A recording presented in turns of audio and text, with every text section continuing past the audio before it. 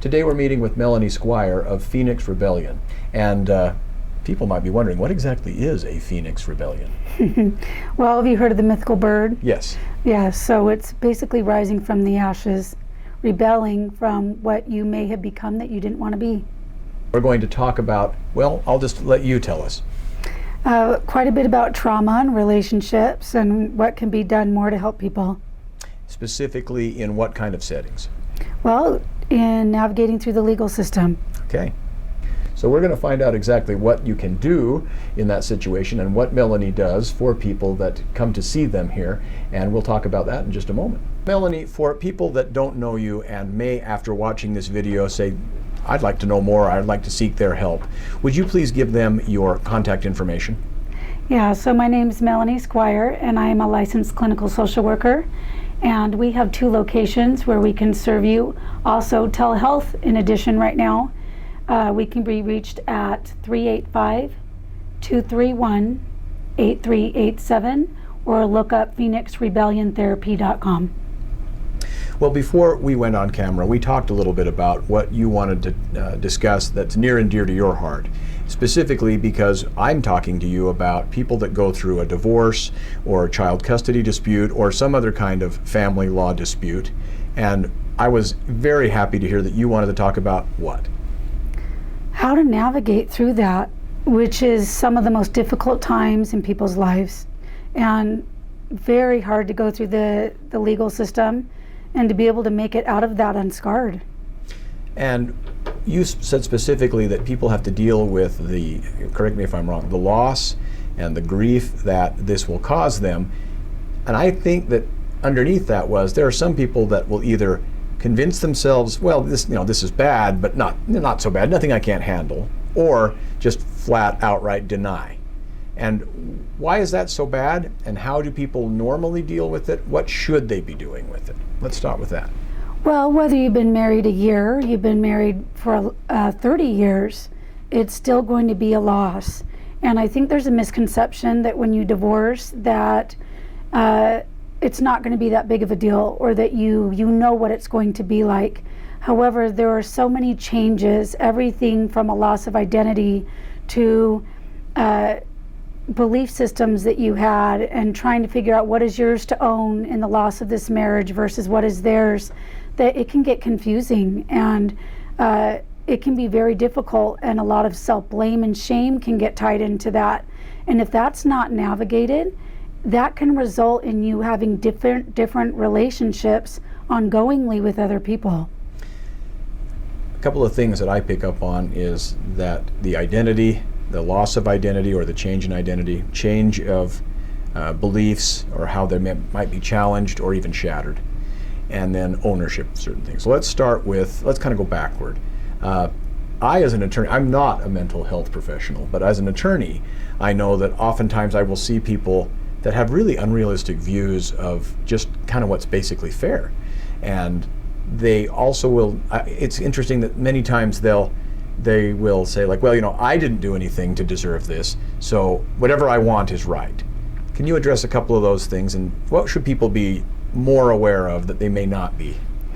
So what's really difficult in divorce is that almost always there's pain, and underneath that are so many other emotions, and many times what is in your head does not match what's in your heart.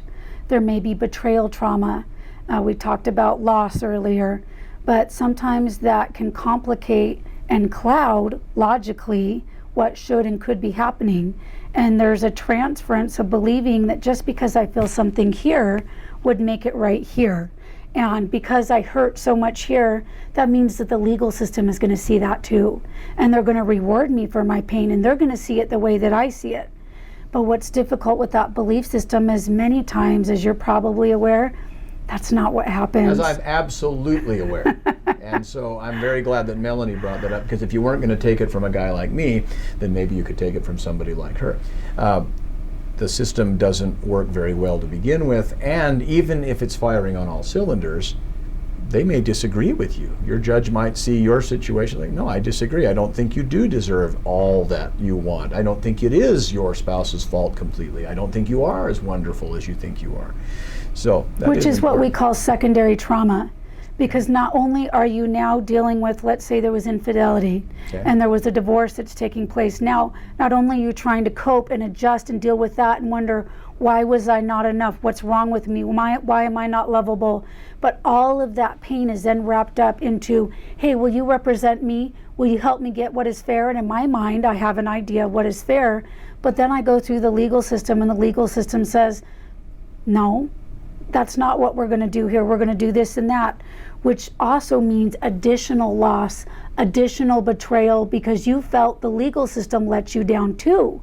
So you also now have this piled on top that you have to deal with, on top of the games and the just how difficult it is to read through legal paperwork and to see it in writing. In the loss that's happening, and custody with the children, and losing of your items and things that have been near and dear to your heart. There is so much grief and change all at the same time. Well, if you ask me, and I'm being facetious here, I think one of the wise things I could do is try to own as little of the situation as possible. So how do I take responsibility for as little as possible? Can you help me with that? Meaning the client or Yeah, the attorney? The client. I'm going. My spouse stepped out on me, and I do feel. I understand. You. I know you can understand me because you hit the nail on the head. Yes, I feel bad about this because I feel unloved and I didn't deserve this. And then my experience with the legal system has been very disappointing, and they just don't understand. They just don't understand. If only they understood, then they'd give me everything I want. So, I've made it past that. Now I just need to know, how can I take as little responsibility for my circumstances as possible? Because that's what I'm comfortable with. The less responsibility I have, the less work I have to do. So how do I avoid ownership? Right? I mean, isn't that what it's all about? Yes, but no. Okay. Because it's not about avoiding ownership. It's actually about understanding what is yours to own in the deterioration of the relationship and what is yours not to own. And that is going to be a process of healing and of growth. If you stay in that model of a victim and you stay in the anger mode, that prohibits you from learning and growing from the experience. Well, you don't understand. You just don't care about how deeply I've been hurt. It's easy. You didn't experience it. It's easy for you to tell me that I shouldn't feel like a victim. But you have no idea the depth of how much this hurts me and how hard it has been for me to cope with. And you know what? I do think there is a space and a place for all of those emotions. You need to hurt. It is important. You need to grieve.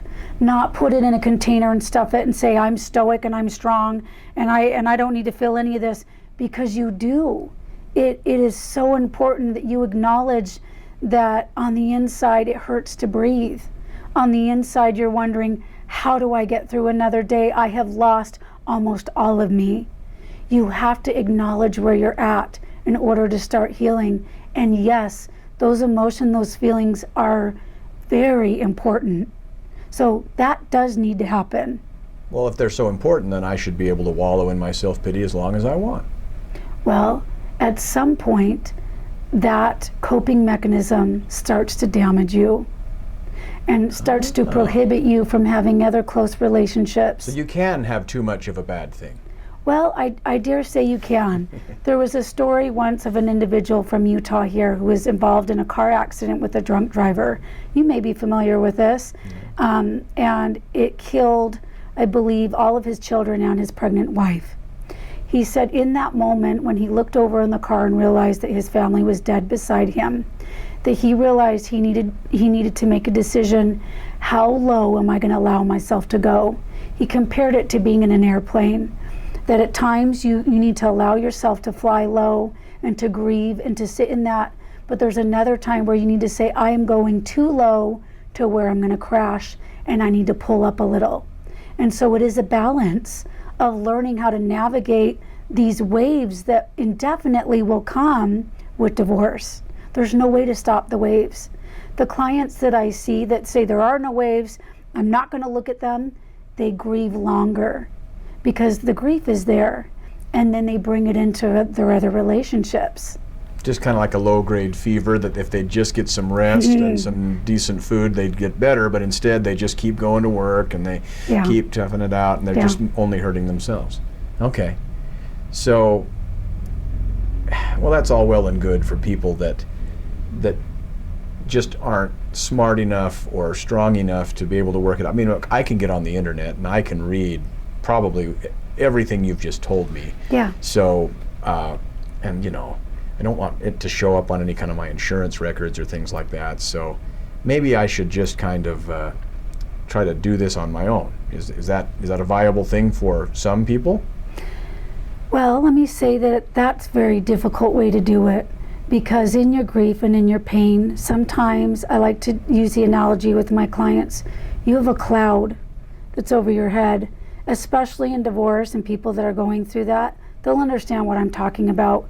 Your memory's affected. You feel like you can't concentrate for a long period of time. You don't feel like you can make tough decisions.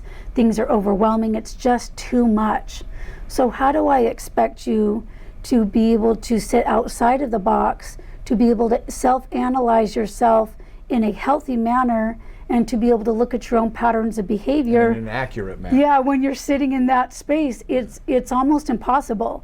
There's a reason that even therapists who are divorcing go to therapists, because they recognize that there's a time where we all may need help navigating through a difficult system. And there's a perspective that can come from not being in the thick of it. Absolutely. That they just can't have. That, and there is something very healing about being able to be raw and to be able to sit with someone and say, I am not doing well. And maybe that's all you can get out, especially as a man, when you're not used to vocalizing your emotions and your behaviors. But just to have someone sit with you in that space and say, I'm here. Okay, I'm going to go off on a bit of a tangent because I just realized, is there something about the way therapy is portrayed in movies and TV that you resent and that you wish people would not mimic when they come to a therapist? My guess is the answer is yes, but I could be wrong. Well, I think it's funny, first of all. I love that the whole idea is people are laying on this couch and I think, okay, I think I've only had 2 clients ever lay on my sofa, but I think it's because they had back issues and had to get through a session. But generally you see the therapist that's uptight and they're sitting there with their little notepad. How does that make you feel? And it's very structured, and it's not relatable and kind of stuffy. But I can tell you, I've worked with many diverse populations and groups.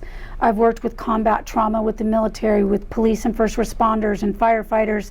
If you want to portray the image of a strong hero of a man, that would be them, right? Right. And yet these individuals come in and we're able to connect, and we're able to, they allow me to walk beside them in their healing process. And in the end, they say, Melanie, I would give my life for you. I would have your back in anything that you ever need, and they mean it. So that shows you the connection and the healing that takes place as they learn to trust you, and as they see themselves healing and getting better. It is incredibly valuable to them. So let your guard down sooner and more fully, and that'll be a more effective use of your therapeutic time and effort. That be? If you can get there. If you can get there, but right. Yeah. Don't feel bad if you can't, but don't hold back. Is there also, my question might be, is that sometimes I see some of these portrayals and it's almost like you get to just let it all hang out, and I get the impression that that's probably not the most effective thing either. No, you can. You absolutely can. Okay, so I see I was mistaken. I kind of wondered if some therapists are like, oh great, here comes the just unloading everything but the kitchen sink. And yeah, but do you think men want to do that? Do you think they view that as being strong and tough? No. They think, I'm just going to come in and I'm going to let out just a little bit and I'm going to see how it goes, because in all reality, most of them haven't even let out a little bit with their wives or with their partners. They haven't done it before, and this is the first time. But once they see how it starts to change their behaviors and how they start to feel happier and healthier, and they have stronger sexual and emotional connections in their lives, they're on board, and they get to the point where they come in and they're not afraid to cry anymore, and they're not afraid to have a full range of emotions just like everyone else has. Okay. Yeah. That's good to know. So what about we talked about the ownership, we talked about the lack of identity, but I don't think we've talked in more detail about that. Because this is something that I didn't really understand until a therapist told me that people who are going through a divorce will have a loss of identity or a shift in their perception of identity. As soon as I was told, I was like, oh yeah, I think I understand what that means. But even people that are going through that, they may be suffering it without knowing that's what it is. Could you describe what that means and how that happens? Yeah, the biggest analogy that I can give you, and this will relate a lot with men, because culturally they place a lot of their value on their career. And so when I have a firefighter retire, that is a huge loss of identity. That's who I am. I am the firefighter. That's to me, that is who I am to the core. And a lot of people's families are that for them. So when that is disrupted and there's such a huge change, well, wait a second. Normally I would come home and I would unwind and I would sit with my spouse and I would talk. And this was my role in the family, and this is how I would relate. And these were the duties and responsibilities that she or he would do, and this is what I would do. And this is how I would relate with the children. And she liked this and I liked that, and I got used to giving in this area and taking in this area. And wait, that's all now gone? Well, then what's left? What am I? Where am I? What am I supposed to be doing? What is supposed to give me happiness and enjoyment now when my foundation is gone? That's what we're looking at. Or kind of like, and I don't deserve this. I was robbed of this. So why should I change? Is there any of that too? Well, of course, there's going to be a myriad of different emotions that come through. There's going to be anger. There's going to be bargaining. If only I had been more. If only I was thinner, prettier, made more money. If you're going to go there because you want to think, I need to know that I had some type of control in this situation. So it's easier for me to blame myself, because as long as I have control, then it's less scary that it's going to happen for me again. Or at least if I can explain it, yeah. Even if it's my fault, if I can explain it, then at least I can still make some sense of the world. But I dare say I have yet to see a couple divorce where one person owns everything. It just doesn't work that way. Do people tend to own too much or too little at the beginning? It depends. Usually the answer to this is based on the lowest common denominator. So let's say we were in a marriage and you wanted to leave. I'm going to own more because I don't want you to leave. And you might say, I'm walking. I don't care. I don't want this anymore. And I'll say, well, what did I do? What was my fault? What can I change? How can I fix this? It's also going to matter based on your attachment style. Are you an avoidant attached, meaning that when you get hurt, are you going to say, you know what, just leave me alone. I'm going to take care of this myself. Are you anxiously attached, where you say, oh, I love you, please don't leave me, I'm sorry, what else can I do? Is it a mixture of both? Or do you have a healthy attachment style? All of these things are going to play in factors of how you're going to react in these situations. And so once again, how are you supposed to know all that by reading that online? Yeah. Right? What if I'm not very smart and I'm having a hard time? I feel good listening to the sound of your voice, but I can't understand half the words you're using. Should I not come and speak to you because I'm just not educated enough to understand some of these things like attachments and traumas and things like, I mean, how does somebody who may want some help but is afraid that they can't hold their own intellectually? It's not about being smart. It's not about big fancy words.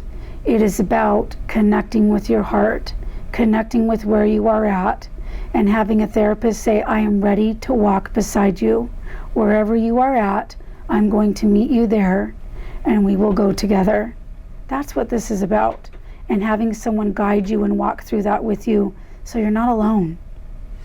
So do you diagnose me as you're talking to me and explain all the problems I've had and their root causes and all those things as we go along? Is that what happens with a therapist? Yeah. Well, I think a good therapist will meet you where you are at and be able to take things at a level that you can understand and that you're comfortable with, and helping you identify different behaviors and different things about yourself so you can start to heal and you can start to change, and so that you can have hope. Because let's be honest, the majority of your clients have probably lost hope. Yeah, but how are you going to help me? How are you going to help me deal with loss of hope, though? I mean, aren't you here to just kind of get my mind to work properly again and to talk me down from ledges if I'm suicidal? I mean, how am I? You can't. How do you restore hope? I mean, look what I've lost. Okay, yes, I've now realized that maybe it wasn't my fault, but the marriage is still irretrievably broken. He's gone, she's gone. The fact of the matter is I don't see my kids enough, and it just breaks my heart every time I have to, meet at the curb and let them go. I mean, how do you want me to have hope that that's going to get any better? It's not going to get any better. That is the way it's going to be. So, with what you just said, I would first point out to you that you are living in absolutes. You are looking at a black and you're looking at a white. And I would help you recognize there are grays, that it's not always going to be this way, or it's never going to be that way. That there are options, and that we can help you navigate that gray, that will bring in hope and bring in different perspectives, that things can be different and that they will be different, and that we can help adjust you on a pathway that can get you to that place where you will start to feel better. So what, about an hour? Is that all it takes? Yeah. It's a process, because the way you feel at the beginning of a divorce, navigating it, the way you feel in the middle, the way you feel in the end, even a year later, 2 years later, you're going to heal, you're going to change, you're going to grow, your perspective's going to change as well. That's really important, because that's what facilitates you in the long run, being able to be a stronger person than you were before. That is so important. So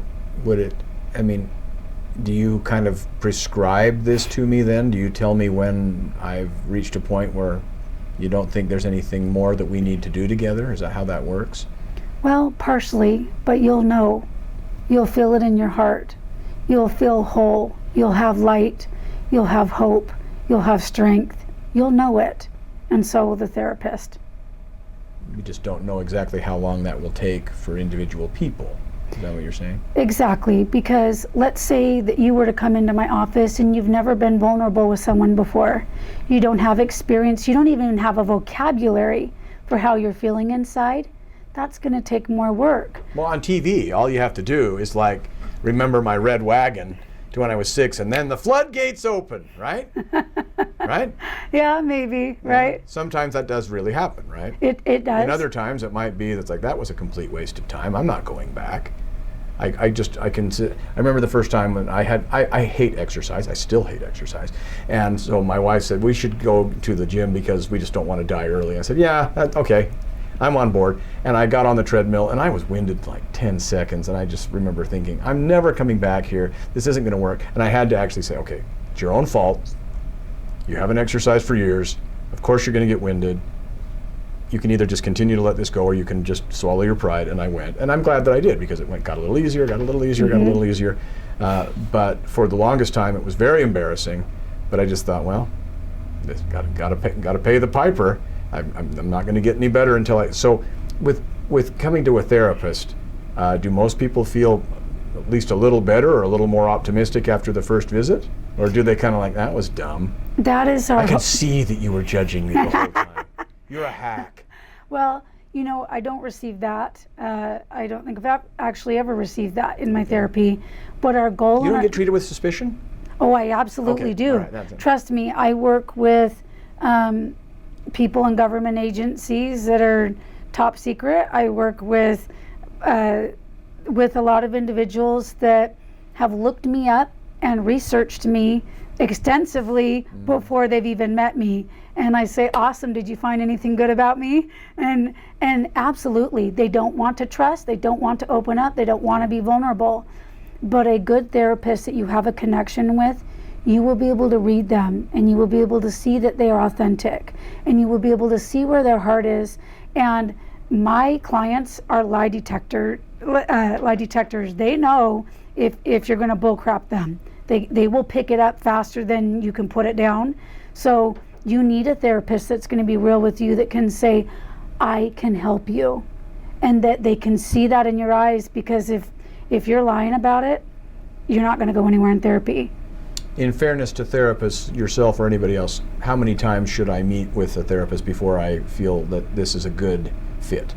Once, twice? I think you should know in the first setting. Okay. You'll know. You'll know from the moment you see them, how they carry themselves, how they walk, how they speak to you, how they communicate. When you walk out of that first session, you should have hope. Even if you were in the worst possible scenario ever and you couldn't see no light at the end of the tunnel, you can at least hold on to the hope that that therapist has for you. But like you said earlier, people come in with different varying degrees of where they're at in their life. I have police officers that come in that will admit, I was throwing up in the parking lot. I was that anxious coming in knowing I'm gonna have to talk to you. And they will often say when they leave, I did it. I got here. That first session is what usually takes the most strength to get here. And then they understand, okay, I get it. I understand. I'm coming back. Are you going to tell on me?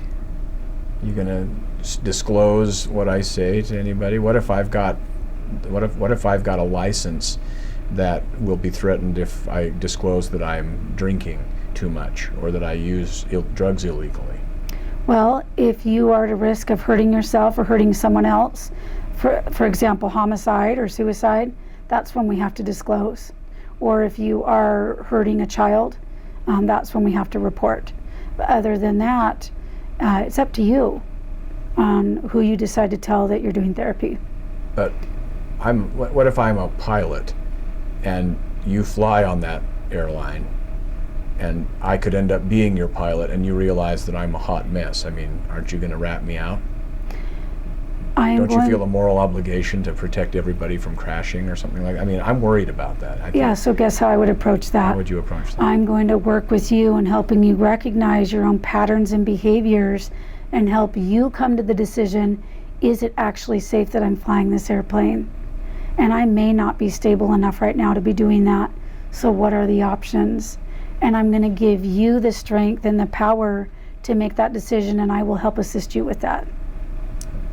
So it's a safe place, is what I'm asking. Yeah. You're not going to, I mean, unless I'm going to hurt myself or others, you're not going to discuss that with anybody else. I'm not. All right. Well, I appreciate the time that you've taken, and it's just been, I have to admit, I've been doing this for many years, and at first I kind of had a cynical attitude, but I enjoy talking to therapists. It's almost like I get therapy by osmosis sometimes. And I hope you've gotten that same feeling as you've listened to Melanie and this discussion that we've had. So before we end, one more time, for people that would like to get in touch with you, would you give them your contact information? Yeah, so you can reach us at phoenixrebelliontherapy.com or 385-231-8387. Thank you. Thanks.